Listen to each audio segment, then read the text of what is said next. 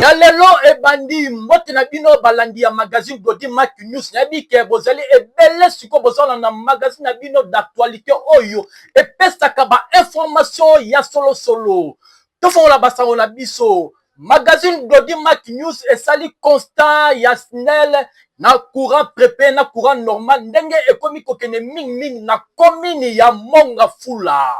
Reportage prépayé pe courant normal ndenge babengi yango balobaki na micro ya magazine Glody Mac News ndenge kaka ezalaka. Toza satisfait pourquoi parce que courant ya prépayé na courant ya SNEL normal ezokende ya moko parce que nayebi ke non courant ya prépayé soki ya SNEL ike nango prépayé koki kota otikala parce que on eza prépayé mais komo kende soki ya normal ike na prépayé pe kei. Donc souci na biso toza nango yango wana bakonzi batela biso likambo oyo donc tozala stable parce que koza molili ebenda bakuluna tozala vraiment à l'est yango kena tozosenga courant ebunga ekoma bien po biso tozala pe omona nga mama Cécile toza na Mongafula na Masanga Mbila prépare na courant normal ezoyebana te eyebana lisu te tozomona ngo pe nyonso na misu te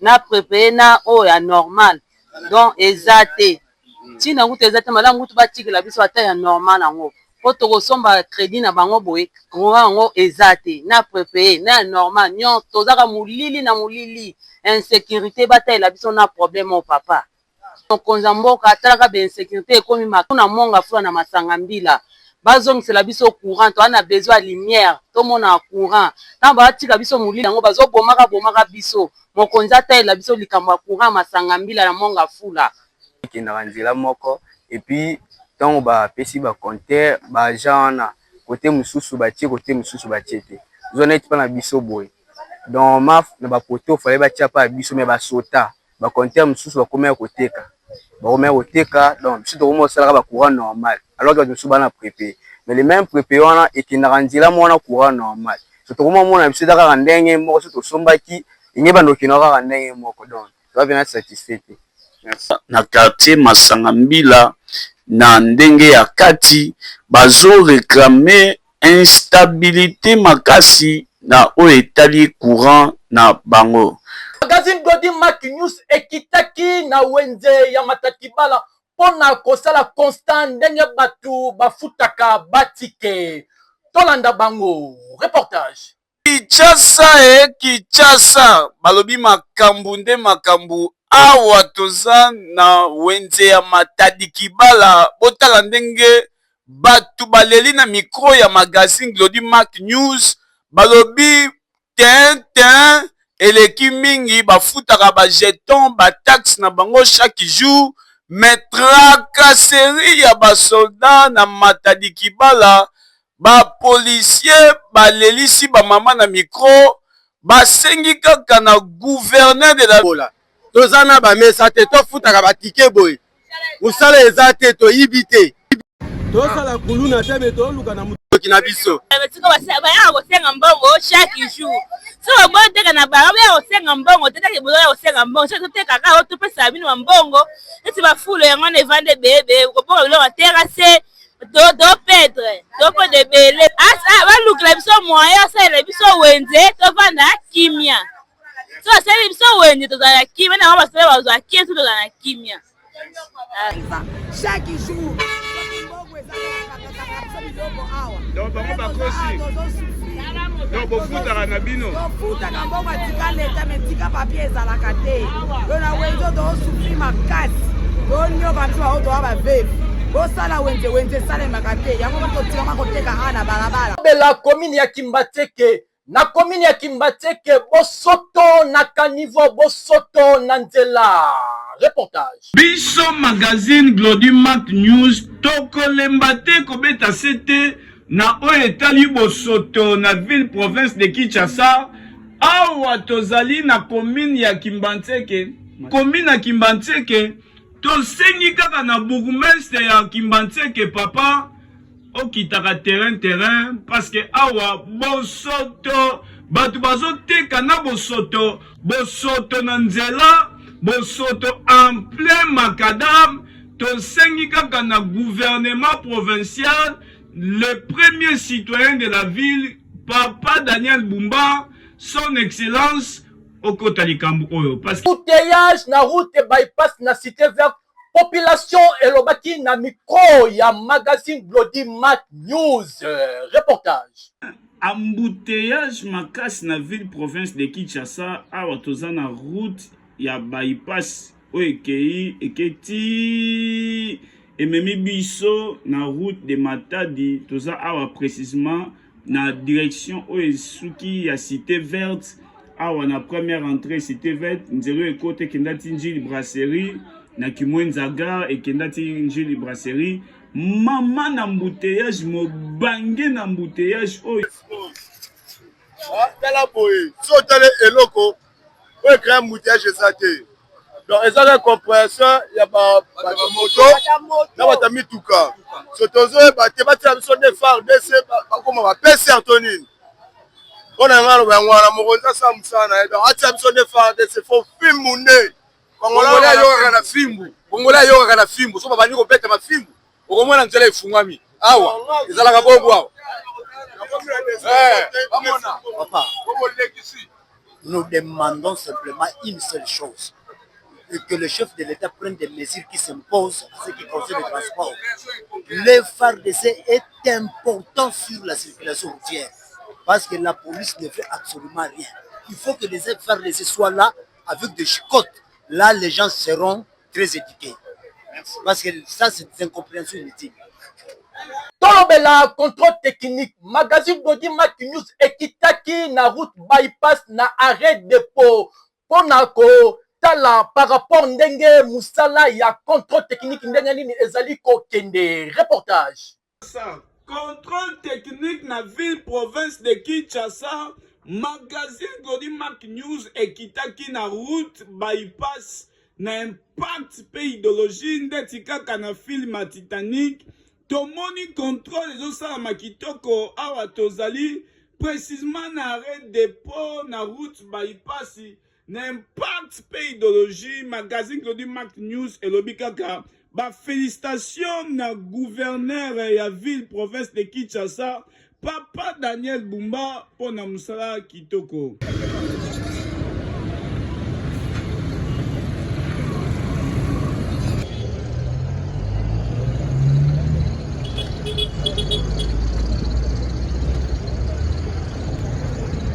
Ah vraiment tomoni bato mingi baza na bango en ordre tracasserie ezate moko tozo faire expliquer bango par rapport à l'utilité ya badocument monyoso tout pas ça là, mais dans l'ensemble vraiment bien kozomona que non vraiment circulation routière eza normale bao baza na mikanga te tozo ko interpeller bango s'il faut qu'on mette la prière mais vraiment dans le grand public nous allons commencer que non. Merci aussi à gouverneur parce que vraiment nous avons senti que non, les Congolais ont commis vraiment au sommet des documents na bango.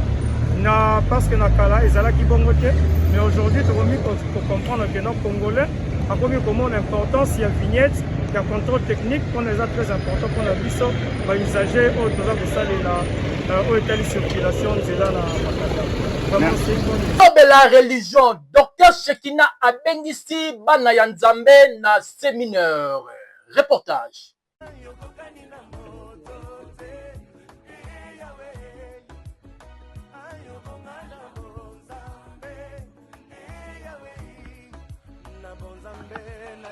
Salut peuple de Jésus, que Dieu vous bénisse de là où vous êtes. Je viens par cette courte vidéo vous inviter à prendre part à une très grande activité annuelle organisée par le centre missionnaire L'Onction Répandue, Nouveau Ciel, Nouvelle Terre, qui se situe vers Binza Top Top sur l'avenue au Congo numéro 12. La référence, c'est la salle de fête Pakebo. Et cette activité a pour but de bénir la vie d'une personne. Le dénommé, c'est Mon Père agit jusqu'à présent et mon Zige agit avec un puissant thème qui est le relèvement. C'est à l'occasion de nos 9 ans d'existence. Je t'invite à venir prendre part à cette activité et Dieu ne manquera pas de te bénir. Viens, ne viens pas seul, invite aussi quelqu'un, invite ta tante, invite ton père, invite ta mère, tes petits frères et sœurs, ta famille. Et Dieu ne manquera pas de vous bénir. Bienvenue, c'est du lundi 23 février au dimanche 1er mars de 17h à 19h30. Venez nombreux et Dieu ne manquera pas de vous visiter. À très bientôt, que Dieu vous bénisse. Lingi otangisa mwana na yo na école ya solo ba professeur ya qualité na kosenga toujours na ba parents bomema bana na bino na école Nova Eligo o ezali précisément na commune ya Mongafula na entrée Masangambila bomona école Nova Eligo école moko ya qualité kitoko ba parents bomema bana bino kuna bozala de cité. Reportage.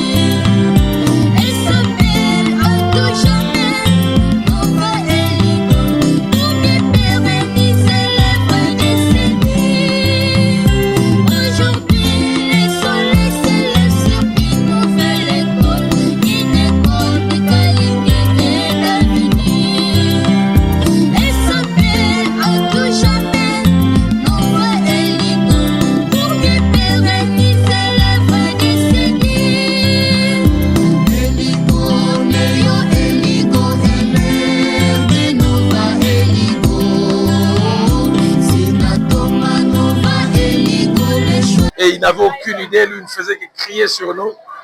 Et moi, le petit garçon que je te disais, je voulais parler un aussi bon français comme mon préfet en train de le faire. Et même avant que je ne quitte, j'ai vu combien il a révolutionné cette école.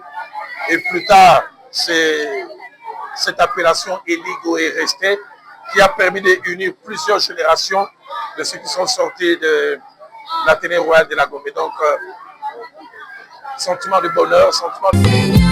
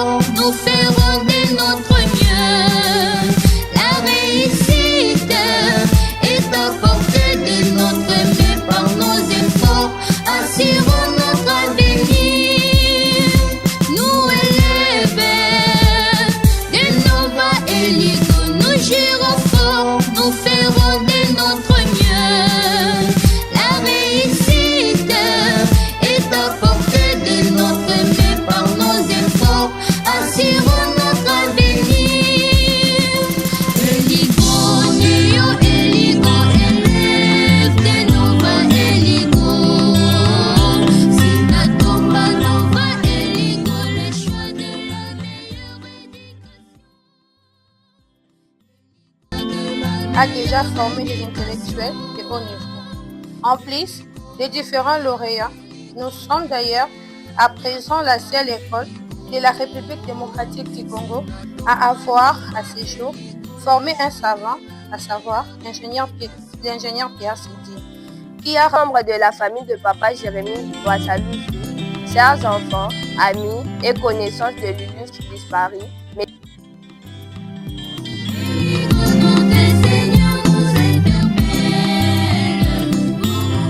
De la Seigneur royale Nova Eligo, construit par M. Sidi Pierre Nzakuna, qui est le promoteur de cette école.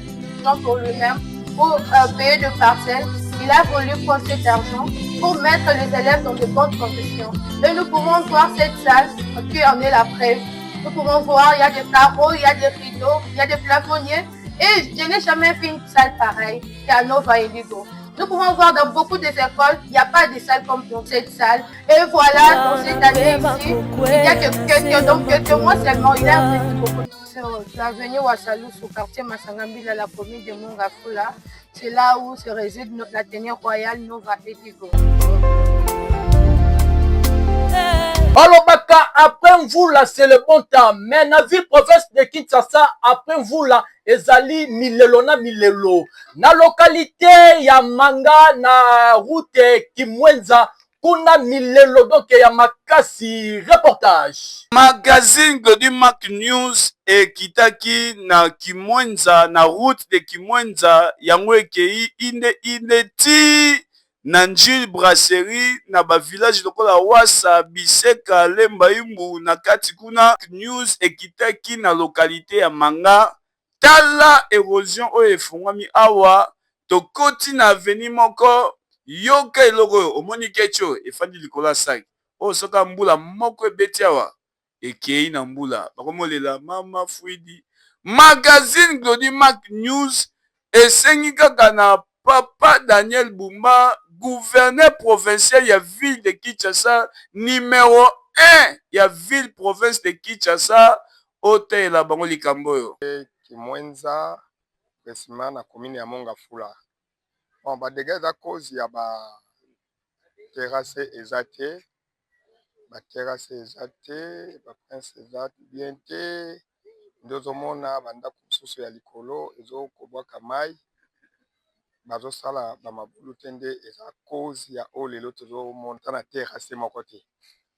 Bon, ba mai ko uta likolo et ko se stopper à partir de terrasse avec Itaboué. Mais biso toza ba victime, je pense bozo mona ndenge esali. Likolo pe boye je pense bo uti bo moni ndenge esali. So bo kiti na se pas moyen. Honorable Sa Majesté David Matakibala akitaki na commune ya Makala pona kosolola na population na ye elekana na impact na idéologie. Reportage. Na buto ko ya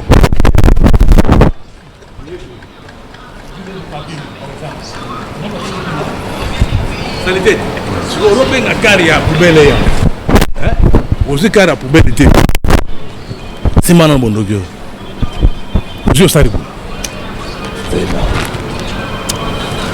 Saribu. Le bon idée salvé. Et c'est continue à casser à Dieu.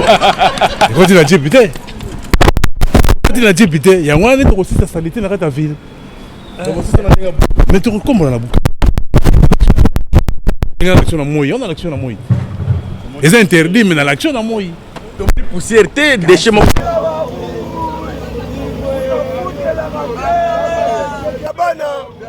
Muta la raté, muta mbongo makasi. Oh papa bana biso Igwe papa ya bana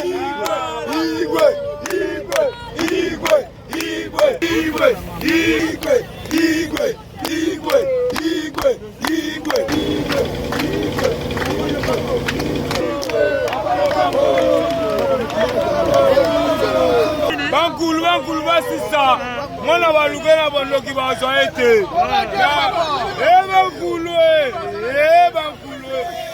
zangula bankulu Peuple congolais Kwenchi ya République démocratique du Congo et si bandima honorable Sa Majesté David Matadikibala awa population ya commune ya Makala basepelaki na mobange na visite au honorable Sa Majesté David Matadikibala akitaki pona koya kosolola na population na ye yokande konanga lokola yazalaka pembeni na population tongo population bayaka na résidence na ye azalaka pe papa social pe loboko pete asololaki na impact pe idéologie na population ya commune ya Makala. Population pe elobaki na micro tolanda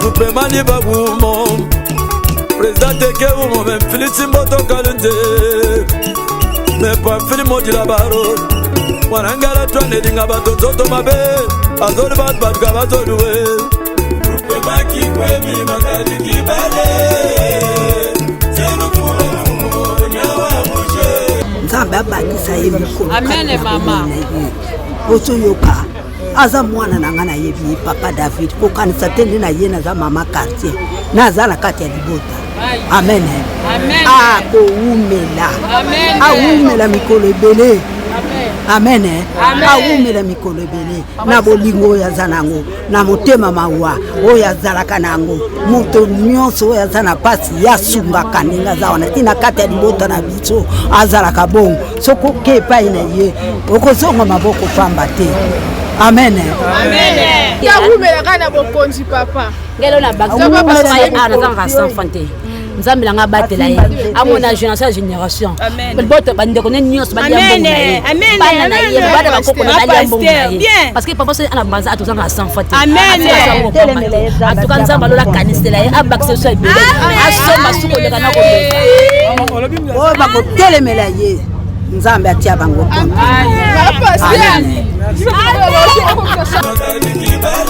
Dodi Makinyus ekitaki na village Biseka par rapport à honorable Sa Majesté David Matakibala. Reportage.